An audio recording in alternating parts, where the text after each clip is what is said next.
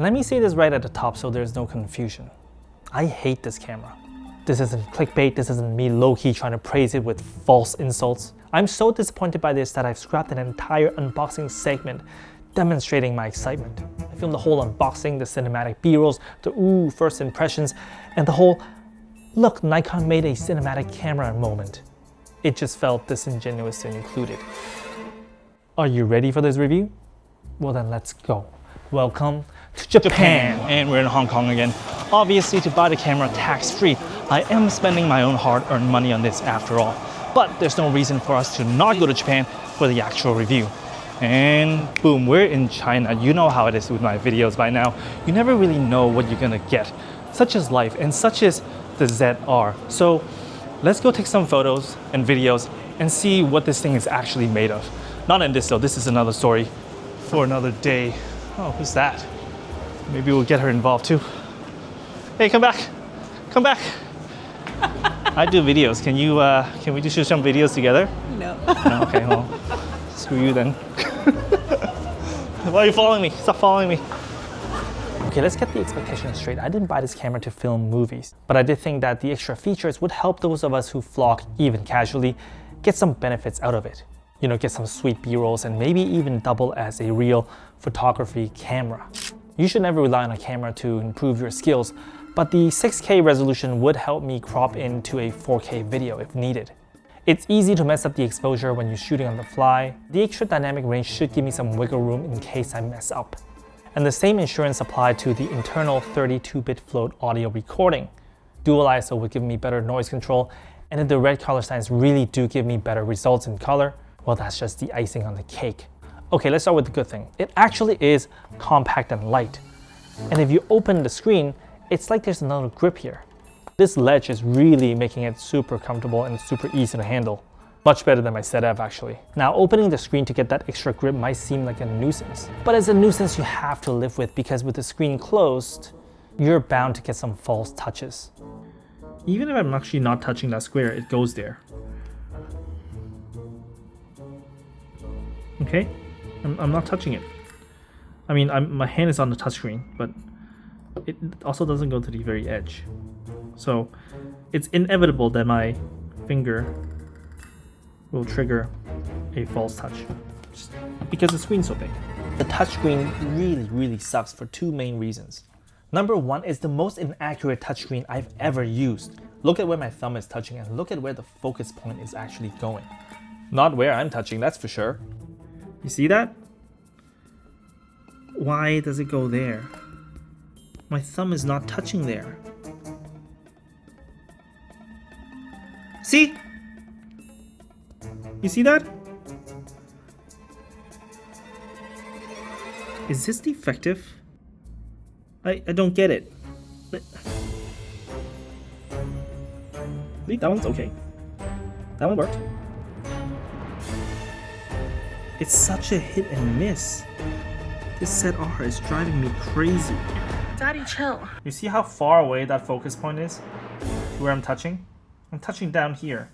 I'm touching right on my mouth. And the focus point is up there. Look. Look how bad that is. How is it this bad? I've never had an issue with my ZF.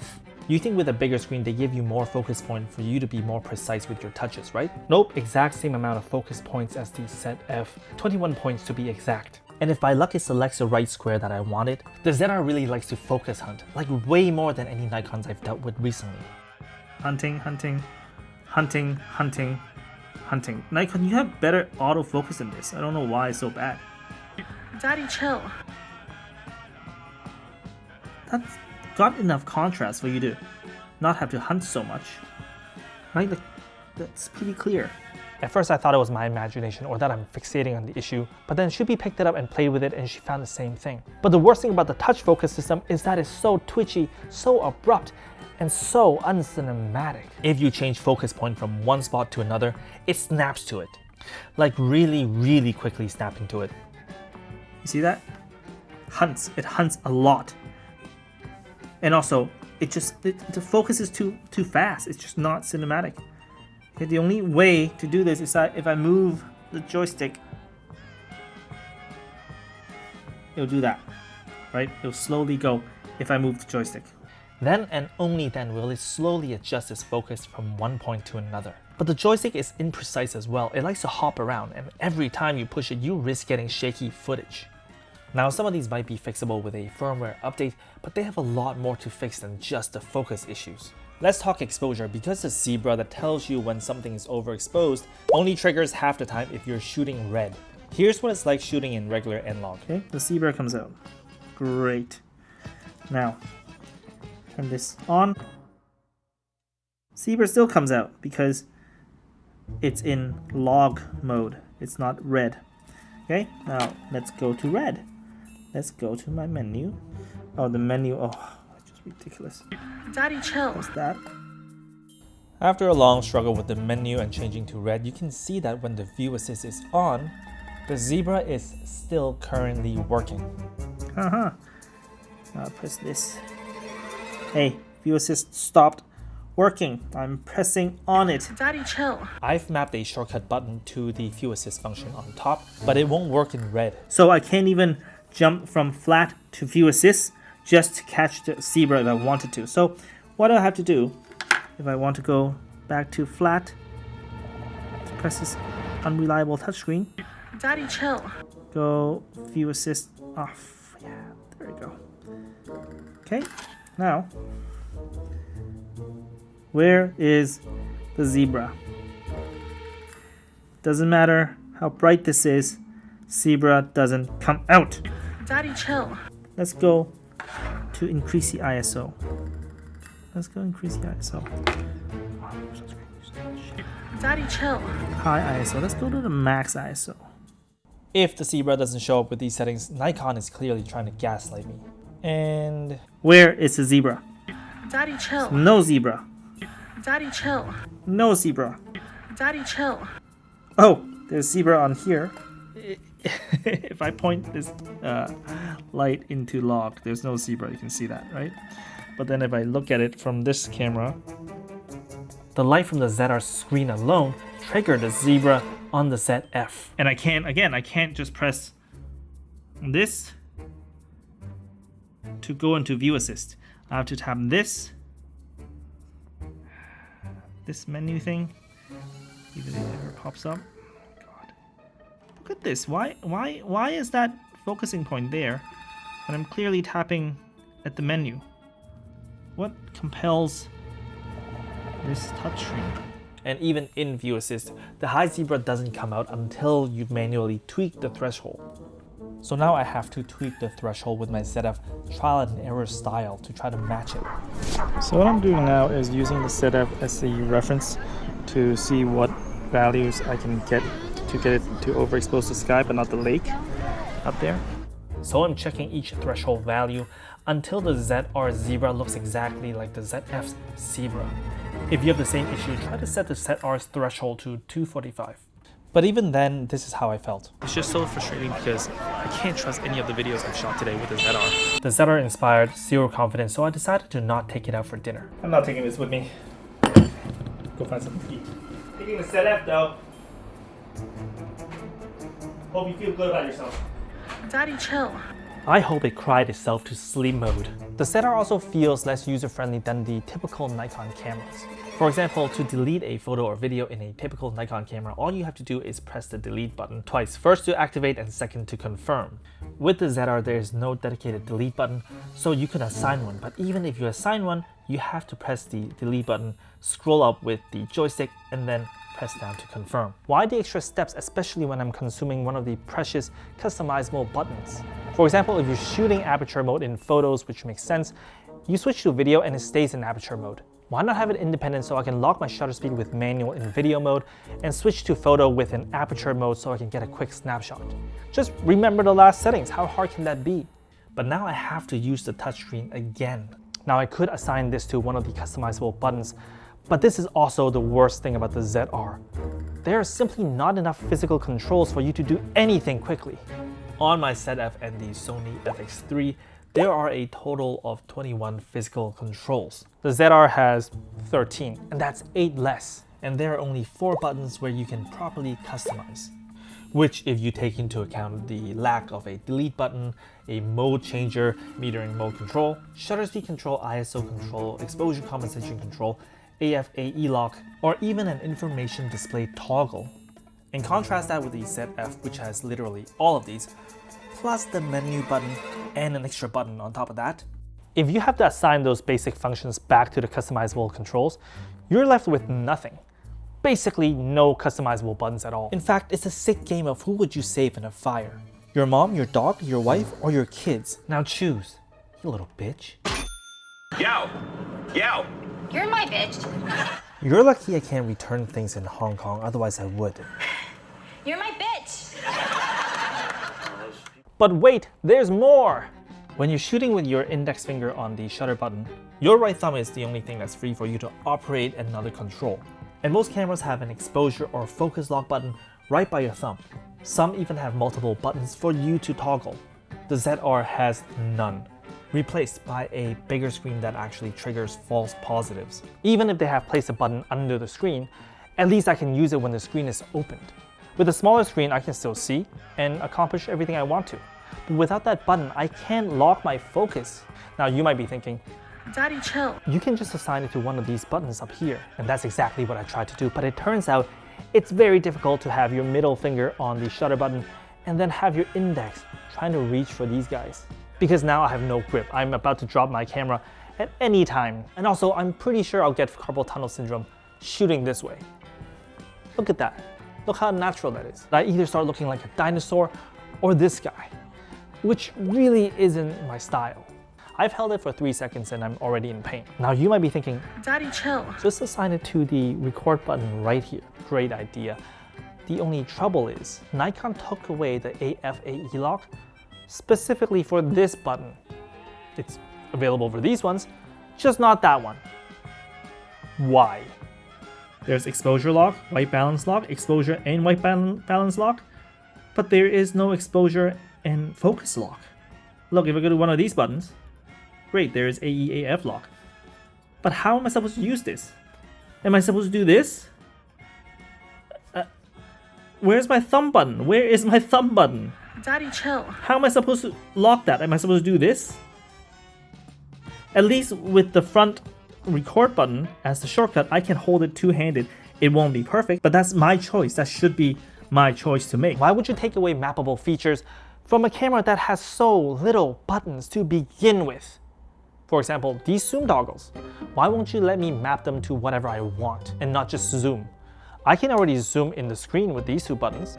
Let me map a feature when I toggle to the left and to the right. How about pushing it to the left with the scroll wheel as a function and pulling to the right with the scroll wheel as another function? That's 4 right there.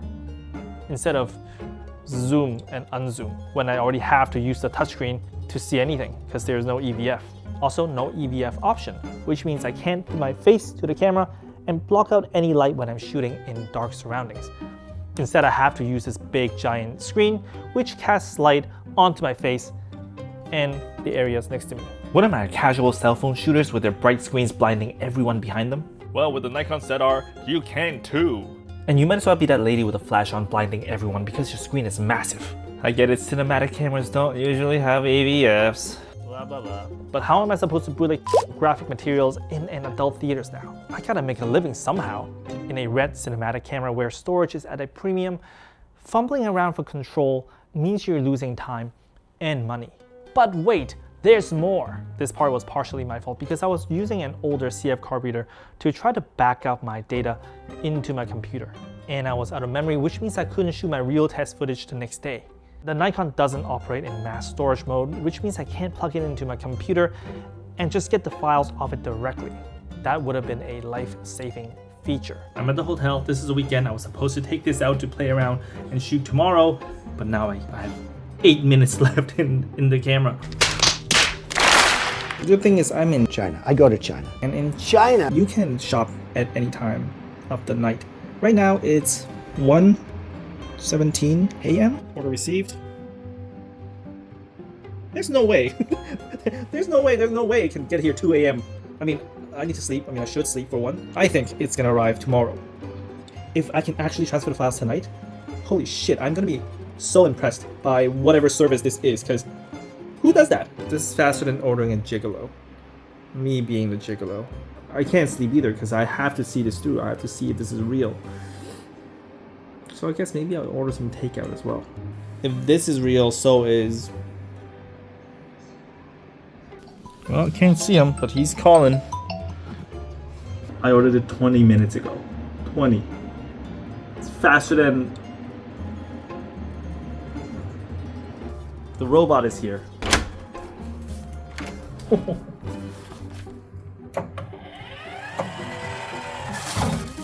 Okay. Oh, thank you. Close.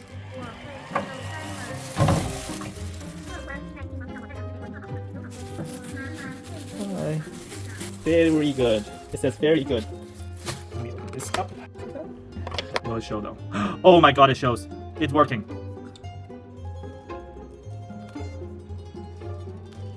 Are you kidding me? Why even bother reviewing this thing? Nothing this thing can do is gonna be nearly as impressive as getting this. Getting it at 12:10 a.m. And by the way, I love China. I love China. For an alleged communistic country, their capitalistic services sure are great. Very user-friendly. Maybe you should take notes, Nikon. Shots fired! Shots fired! Daddy, chill. I'm actually pretty excited to work with these files because they do look pretty. Here's the truth. The ZR feels like Nikon is trying to sell me the red branding, the partnership hype, but not the actual usability of a regular camera. So it's not really like a camera, it's more like a tech demo, but not a great one at that because of all the bugs and the flawed features. It got so bad that I really thought this was defective, so I went to the store to play with another unit. Turns out the exact same issues that I've shown exist on that camera too. So it's probably not like I got a faulty copy. Right now the ZR is not ready. It's not ready for vlogging, it's not ready for hybrid shooting, it's not ready for run and gun, and it's not ready for traveling. And it's certainly not ready for me. And I'm not ready for it either, not for all the compromises that it's asking of me. Unless the results are so good that maybe it's still worth it. So let's check the footage.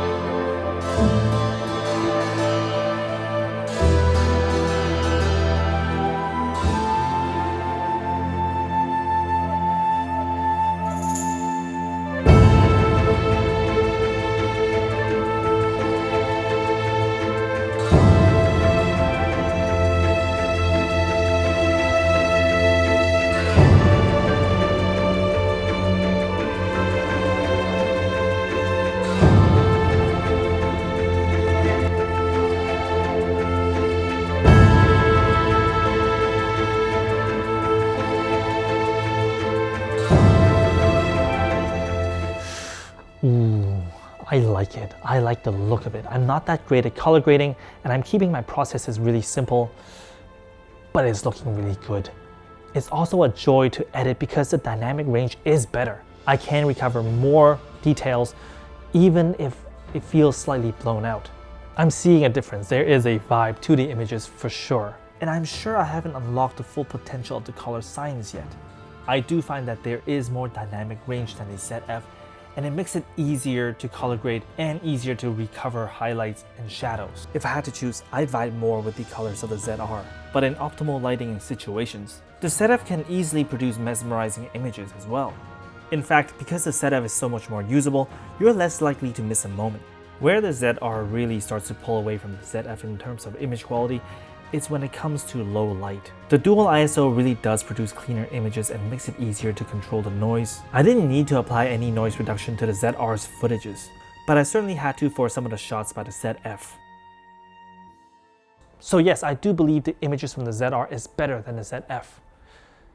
but it changes nothing. I've been a Nikon guy ever since my first D40X, but I never thought Nikon would come up with a camera with such poor controls. I'd rather spend my time and efforts in better lighting, better audio mixing, better editing, better composition, better storytelling, than to wrestle with all the imperfections of the ZR. Because those would improve the quality of my content way more than a better image ever could. I really wanted to love the ZR. I wanted to gloat in front of my friends that uses FX3s. Look, Nikon made a cinematic camera for half the price. But the conclusion is that I don't really think I want to use this. I mean, that thumb button removal is such a criminal decision. As it stands, I want to sell it. But I'll also wait for Nikon to release their first firmware update. If they do, I'll use it for a longer term review and see if the compromises becomes more acceptable.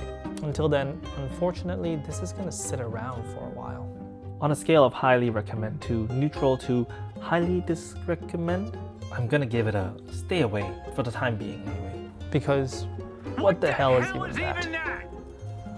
Give this video a like and share it with, I don't know, but don't share it with Nikon guys. They gonna get mad.